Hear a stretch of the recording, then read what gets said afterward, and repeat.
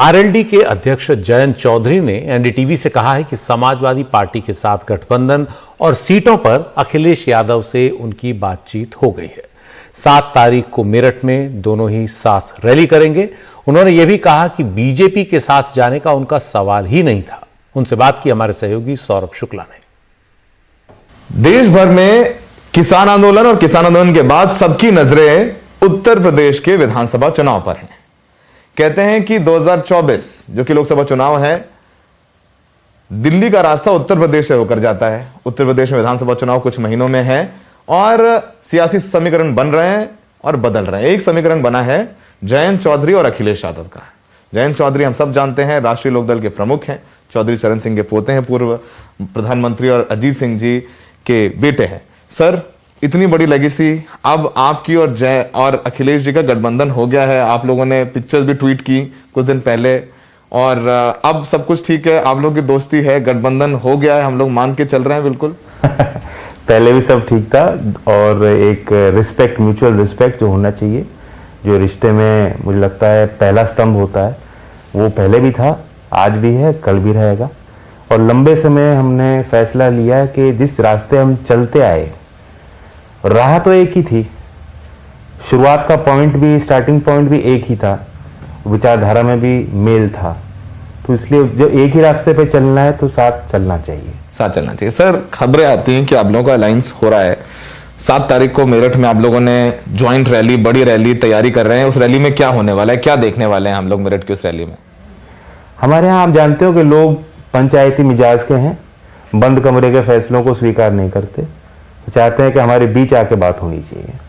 इसलिए जो कुछ भी मैंने और अखिलेश जी ने बैठ के हम लोगों ने जो चर्चाएं की हैं, जो हमने विजन और रोड प्लान उत्तर प्रदेश के लिए तैयार किया है, हम चाहेंगे कि अपने क्षेत्र में मेरठ क्रांति की धरती है, चौधरी चरण सिंह जी की कर्मभूमि है, किसान आंदोलन की जननी है, उस क्षेत्र में जाकर अपने लोगों के बीच हम उस बात को रखेंगे। उसमें जाकर के अपने लोगों के बीच में आप वो बात रखेंगे।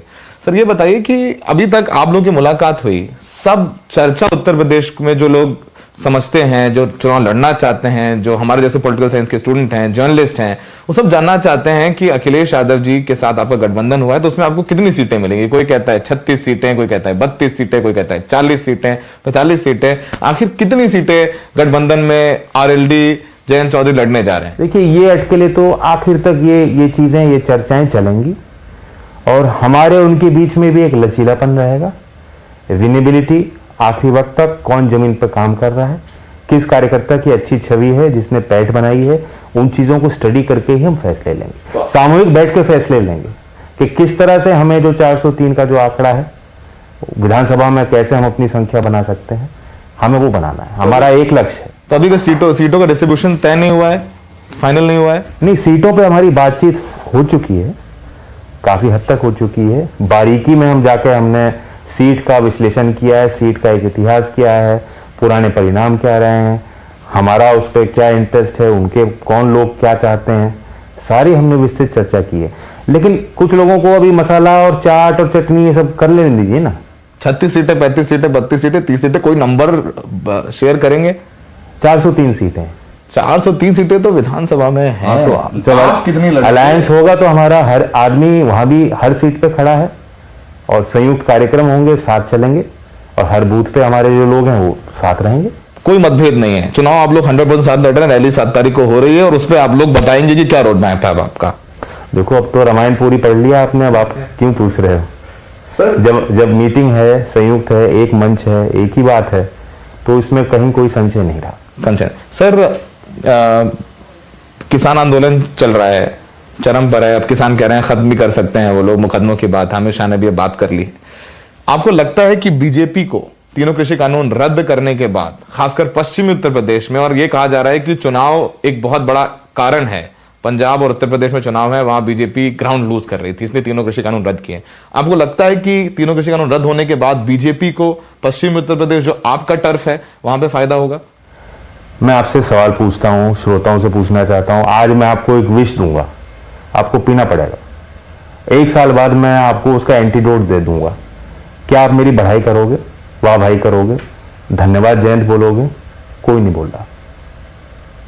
यही हुआ है किसानों के साथ। 1 साल बर्बाद कर दिया। आर्थिक गतिविधियां, जो लोग दोष देते हैं कि किसानों ने सड़क को जाम किया, किसानों ने सड़कों को जाम नहीं किया।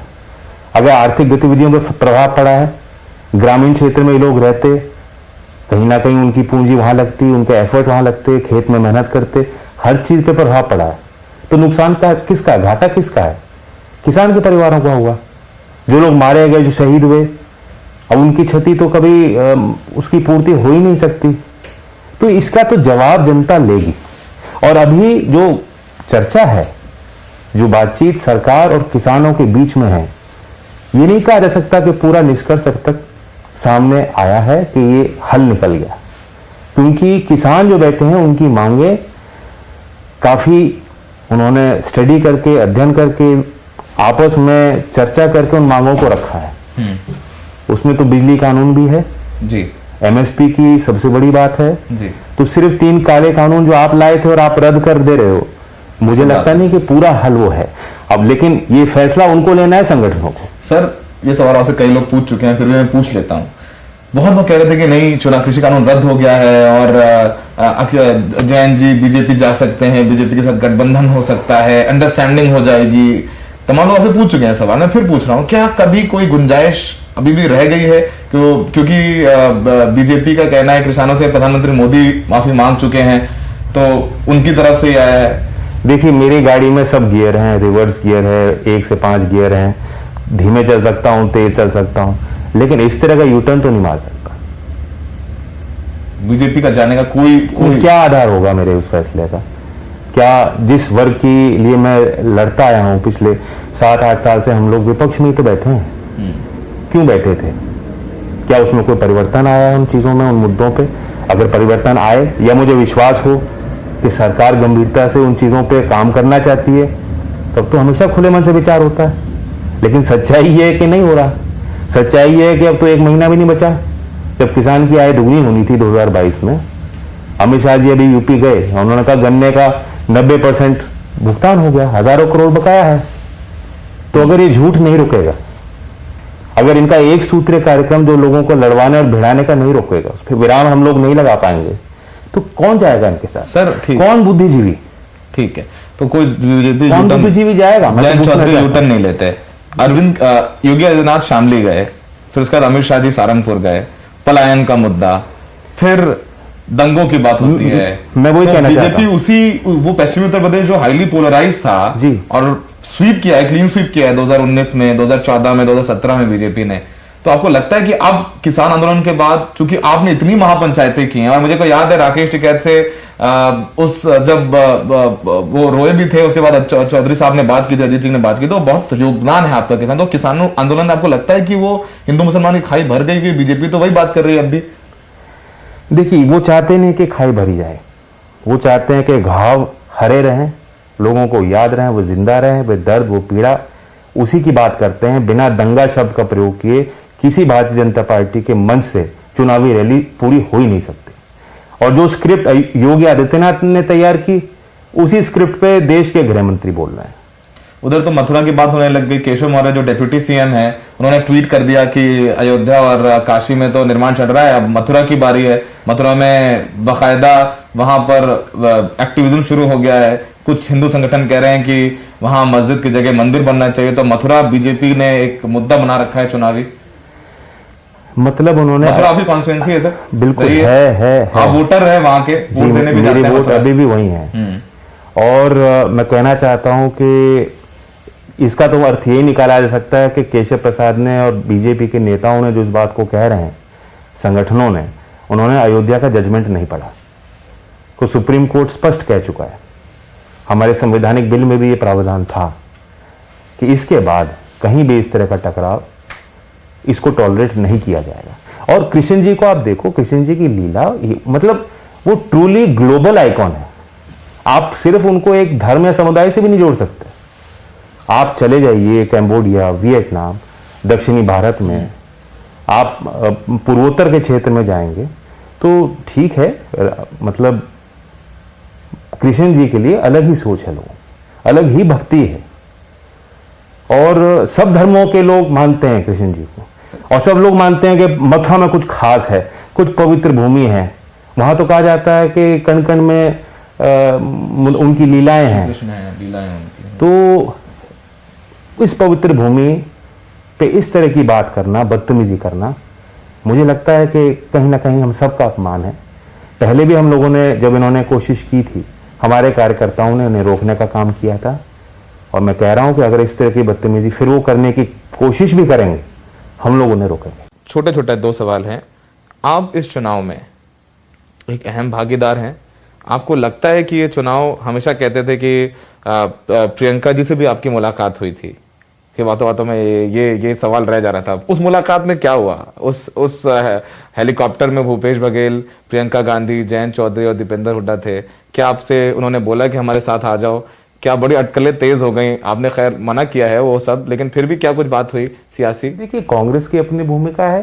कांग्रेस के साथ राजस्थान में हमारी एक साझी सरकार है, और किसी भी गंभीर नेता को ये नहीं सोचना चाहिए कि वो अकेले सब कुछ है। लोगों की राय भी लेनी पड़ती है, फीडबैक लेना पड़ता है, बैठ के चर्चाएं करनी पड़ती हैं। एक मानवीय रिश्ते भी हम लोगों के हैं, वो निभाने पड़ते हैं।